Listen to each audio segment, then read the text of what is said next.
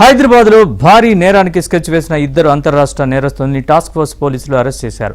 పలు రాష్ట్రాల్లో దోపిడీలు, హత్య, దొంగతనం కేసుల్లో నిందితులైన వీరు దర్యాప్తులో సంచలనం వెలుగు చూశాయి.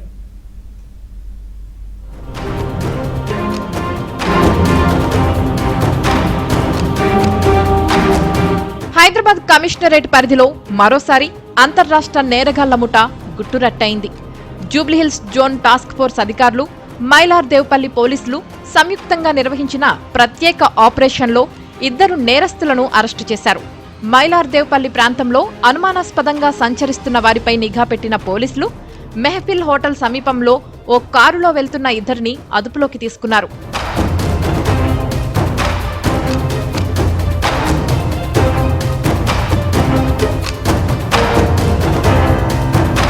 నిందితులలో హైదరాబాద్ చార్మినార్ ప్రాంతానికి చెందిన ముదస్సిర్ హుసేన్ అలియాస్ షాబాబా, మహారాష్ట్రలోని నాందేడ్కు చెందిన అమీర్ ఖాన్ ఉన్నారు.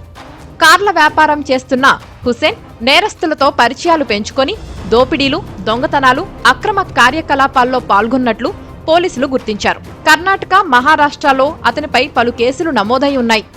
జైలు నుంచి విడుదలై అక్రమంగా గన్ను తన వద్ద ఉంచుకొని కొత్త నేరాలకు పాల్పడే ఆలోచనలో ఉన్నట్టు దర్యాప్తులో తేలింది.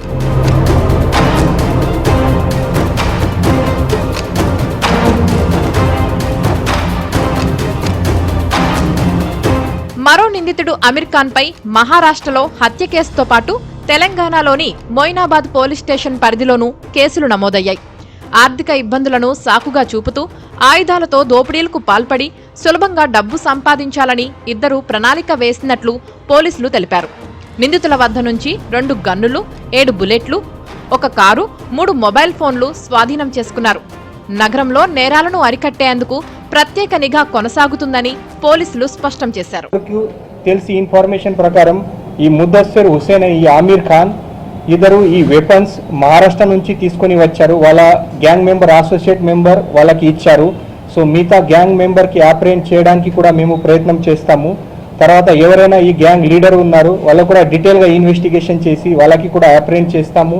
ఈ వెపన్ సోర్స్ ఇక్కడ ఉంది, అది కూడా మేము ఫైండ్ అవుట్ చేస్తాం. క్రిమినల్స్ హార్డ్ కోర్ ఉన్నారు, వాళ్ళకి ఈరోజు మన జ్యుడిషియల్ రిమాండ్కి పంపించేస్తాము. ఫర్దర్గా పోలీస్ కస్టడీ తీసుకుని వాళ్ళకి ఇన్వెస్టిగేషన్ కూడా చేస్తాము. నగరంలో ఆయుధాలతో సంచరిస్తూ ప్రజలను భయభ్రాంతులకు గురిచేసే వారిపై కఠిన చర్యలు తీసుకుంటామని పోలీసులు హెచ్చరించారు.